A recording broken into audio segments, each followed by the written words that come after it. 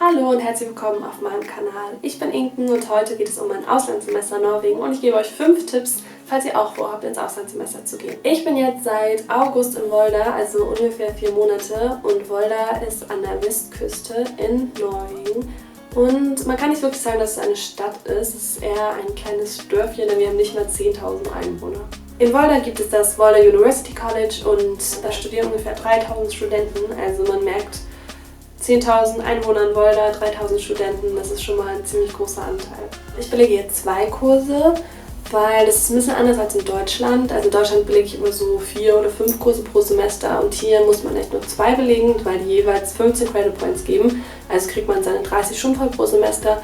2 klingt natürlich jetzt erstmal ein bisschen wenig, aber die Workload ist natürlich auch wesentlich höher. Also ich hatte eigentlich nur einen freien Tag in der Woche und sonst hatte ich eigentlich jeden Tag Uni, weil man halt auch dann viel mehr macht dementsprechend. Ich habe Automedia Production und Concept Development and Pre-Production, langer Name, belegt.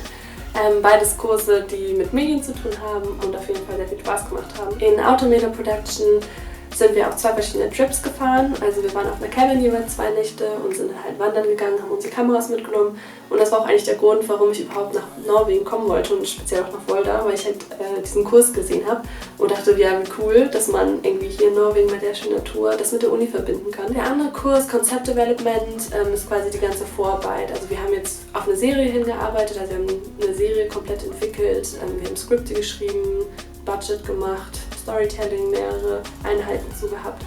Also quasi die ganze Vorproduktion und nächstes Semester im zweiten Teil drehen die das dann auch tatsächlich, wo ich dann aber natürlich nicht mehr da sein werde. Ja, die beiden Kurse sind aber auch auf Englisch gewesen, also ich habe jetzt nicht so perfekt Norwegisch gelernt, dass ich das hätte auf Norwegisch machen können. Deswegen beides englische Kurse, wo Internationals und Norweger drin waren jeweils. Hier in Volda leben jetzt ziemlich viele Studenten und deswegen gibt es auch viele verschiedene Studentenwohnheime. Für die Internationals gibt es eigentlich 2, aus denen man wählen kann, und zwar Heldner und Porsche, oder wie man es auf Norwegisch wohl sagt, Porsche. Die meisten Internationals wohnen in Porsche, das ist auch näher an der Uni dran, und ich selbst wohne auch in Porsche, also jeder hat sein eigenes Zimmer. Aber es kann sein, dass man entweder ein Bad für sich selbst hat oder sich ein Bad mit einer zweiten Person teilt. Und dann gibt es allgemein pro Flur eine Gemeinschaftsküche, wo dann alle Leute aus dem Flur, was ungefähr so 7 bis 8 Leute sind, sich die Küche teilen. Wenn man mal Lust hat auszugehen, gibt es hier einen Bar-Club, Studentenhaus, Rocken heißt das. Und da gibt es halt einmal in der Woche eigentlich ein Konzert oder am Wochenende Disco. Der Eintritt variiert so zwischen, kommt drauf an, ob man Mitglied ist oder nicht, 5 bis 10 Euro. Für Konzerte auch gerne mal 20 bis 30. Aber da ist auf jeden Fall immer was los und da trifft man auf jeden Fall immer halb Volda, wenn man da hingeht. Die nächstgrößere Stadt ist Ålesund. Die ist ungefähr 2 Stunden, also mit dem Bus 2 Stunden, mit dem Auto ein bisschen weniger entfernt. Die Stadt hat ungefähr 50.000 Einwohner, also ist auch nochmal ein Stückchen größer als Volda. Es gibt da auch eine Uni. Wir sind da zum Beispiel einmal für ein Wochenende hingefahren und haben dann da übernachtet, sind da ein bisschen ausgegangen, shoppen gegangen, weil man hier in Volda natürlich jetzt nicht die Riesenauswahl hat. Kommen wir auch schon zum Tipp Nummer 1. Und zwar ist mein Tipp Nummer 1, wenn ihr nach Norwegen kommt, oder wahrscheinlich geht es auch für jedes Auslandssemester, geht raus und macht Trips. Also ich bin ja hier angekommen im späten Sommer sozusagen und ich hatte halt Glück, dass ich durch meinen Automedia Production Kurs sowieso Trips gemacht habe, also weil wir 2-mal in die Berge gefahren sind. Aber es gibt jetzt auch zum Beispiel von der Uni eine Organisation, die heißt Natura. Da habe ich mich auch für angemeldet. Das hat ungefähr 150 Kronen, also am Anfang des Semesters gekostet. Und die haben halt ziemlich viele Trips organisiert. Also am Wochenende sind wir in die Berge gefahren, ans Wasser gefahren, hatten einen Surftrip, also ziemlich cool. Dafür habe ich mich angemeldet und es hat auf jeden Fall sehr viel Spaß gemacht, weil klar, da waren auch viele Internationals, aber es waren auch Norweger dabei. Also man hat ziemlich viele Leute dadurch kennengelernt und ist auf jeden Fall rausgekommen. In Norwegen ist es halt auch so, es gibt zwar Anbindung von Bussen und so, aber es ist trotzdem teilweise nicht so einfach so zu reisen, wie man gerne möchte. Vor allem, wenn man jetzt zum Beispiel in die Berge fährt, gibt es da jetzt keinen Bus, der hinfährt. Deswegen ist es halt cool, wenn man in einer Organisation ist, weil die können das auch alles so ein bisschen managen, wie man da hinkommt und Transport und bla.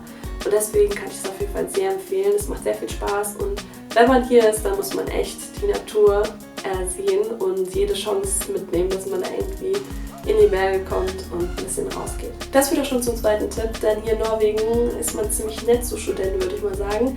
Es gibt nämlich viele Studentenpreise. Das heißt, wenn ihr jetzt zum Beispiel mit dem Flugzeug Inlandsflüge macht mit der Airline Widerøe, dann kriegt ihr Studentenpreise oder Preise für Jugendliche. Das ist meistens bis zum Alter 25.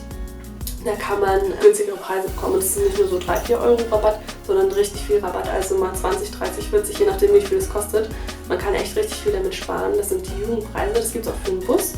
Also da immer auf jeden Fall Jugend oder Student anklicken. Und ihr kriegt auch von der Uni einen Studentenausweis. Damit könnt ihr dann quasi nachweisen, dass ihr Student seid. Oder manchmal reicht halt auch der Perso, wenn ihr genau diese Tickets kauft für unter 25-Jährige. Es gibt aber noch einen anderen Tipp, und zwar gibt es so eine International Studentencard, also von ISIC gibt es genau einfach diese grüne Karte und damit kann man sich auch als Student ausweisen. Das ist auch ziemlich cool, wenn man, wie ich, zum Beispiel nach Norwegen kommt, um ein bisschen rumzureisen. Ich bin nämlich erst rumgereist, bevor ich nach Volda gekommen bin. Ich war noch in Oslo und Bergen und ein paar anderen Orten. Und da war es halt praktisch, dass man schon mal eine International Student Card hat, weil man kann die für 15 Euro kaufen. Und es lohnt sich auf jeden Fall, weil es gibt ja echt sehr viele Rabatte für Studenten. Hätte ich auch nicht gedacht, aber ja, wenn ihr nicht direkt zur Uni fahrt, dann schafft euch auf jeden Fall vorher so eine ISIC-Karte. Der dritte Tipp hat auch etwas mit Geldsparen zu tun. Und zwar, klar, wir könnten jetzt hier als Europäer, können wir in Norwegen arbeiten, aber meistens ist es natürlich ziemlich schwer, wenn man hier ein paar Wochen, Monate ist, dass man dann einen bezahlten Job kriegt. Das ist natürlich, naja, eine Glückssache. Hier in Volda zum Beispiel gibt es auch Freiwilligenarbeit. Also ich hatte ja vorhin schon von Rocken erzählt, von diesem Club für Studenten. Und die suchen immer Leute, die bei denen arbeiten. Also die stellen Norweger und International sozusagen ein. Da muss man zweimal den Monat arbeiten und kriegt dafür immer den Eintritt for free. Und wie ich schon gesagt habe, Konzerte kosten gerne mal 20 bis 30 Euro. Und da darf man einfach gratis hin, wenn man halt arbeitet. Und die Arbeit ist halt auch echt mega entspannt und macht sogar auch Spaß und man lernt super viele Leute kennen und hat eine gute Zeit. Selbst wenn man nicht so Bock hat auf Party, lohnt sich das auf jeden Fall, da sich vielleicht zu bewerben und da zu arbeiten. Einfach auch für die Community, weil das einfach mega nette Leute sind. Das Ganze führt auch ein bisschen zu Tipp 4, und zwar nämlich die Sprache. Das ist natürlich was anderes, wenn man nach Australien und Neuseeland und in die USA geht, wo alle Englisch sprechen. Weil hier ist es nun mal so, klar, die meisten Leute sprechen Englisch, aber die Hauptsprache ist natürlich Norwegisch. Und ich kann auf jeden Fall empfehlen, ein bisschen Norwegisch zu lernen. Es ist auch ein bisschen kompliziert, weil es gibt in Norwegen ziemlich viele Dialekte. Es gibt Bokmål und Nynorsk und dann noch verschiedene Dialekte, die sich komplett unterscheiden. Ich habe zum Beispiel, bevor ich nach Norwegen gekommen bin, einen Kurs gemacht an der Volkshochschule. Also ich habe Norwegisch gelernt für ein Semester sozusagen. Und ich will nicht sagen, dass man super die Sprache sprechen muss oder sonst irgendwas. Aber ich kann euch sagen, dass es auf jeden Fall ziemlich gut ankommt, vor allem bei den Einheimischen, wenn du einfach dich vorstellen kannst, wenn du Hallo sagen kannst, wenn du Bitte sagen kannst, Danke und Tschüss. Es muss ja nichts Großes sein, aber es zeigt halt auch einfach, dass man sich mit der Kultur auseinandersetzen will. Und das ist auf jeden Fall, glaube ich, ein positiver Eindruck für die meisten. Ja, kommen wir zu meinem letzten Tipp. Und zwar hat es was mit dem Partyleben zu tun. Der Tipp im Allgemeinen ist eigentlich, seid euch bewusst, dass das Partyleben hier ein bisschen anders ist. Und zwar ist es halt so, man darf Bier und Wein erst ab 18 kaufen und alles über 20%, also Wodka, Tequila, was auch immer, darf man erst ab 20 kaufen. Das ist natürlich ein bisschen anders als in Deutschland, aber ja, man gewöhnt sich dran. Bier und Cider kann man im Supermarkt kaufen bis ungefähr 8 Uhr abends und alles andere, also Wein und alles Hochprozentige, muss man in einem extra speziellen Laden kaufen, der heißt Wien Monopolet. Es ist auf jeden Fall so, Bier kostet im Supermarkt ungefähr 3 Euro, das günstigste würde ich sagen. Und Wein in dem extra Alkoholgeschäft kostet ungefähr ab 10 Euro und alles Hochprozentige kostet 40, 50 aufwärts. Es ist auf jeden Fall teurer, aber ich meine, wenn man nach Norwegen geht, weiß man ja auch irgendwie, dass alles ein bisschen teurer ist. Aber es ist trotzdem immer noch günstiger, als wenn ihr es in einem Club oder in einer Bar kauft. Weil zum Beispiel Rocken ist ja so ein Studentenhaus, also es gibt auch Studentenpreise und da kostet ein Bier um die 50 Kronen, also ein bisschen mehr als 5 Euro, 5, 6 Euro. Und in normalen Bars kostet auch gerne mal mehr, ungefähr 8 Euro. Natürlich nochmal ein Stück teurer als die 3 Euro aus dem Supermarkt. Deswegen machen die Norweger auch immer ein Vortrinken, um dann in den Club zu gehen. Und danach haben die dann noch eine Nachparty, wo sie dann noch weiter trinken.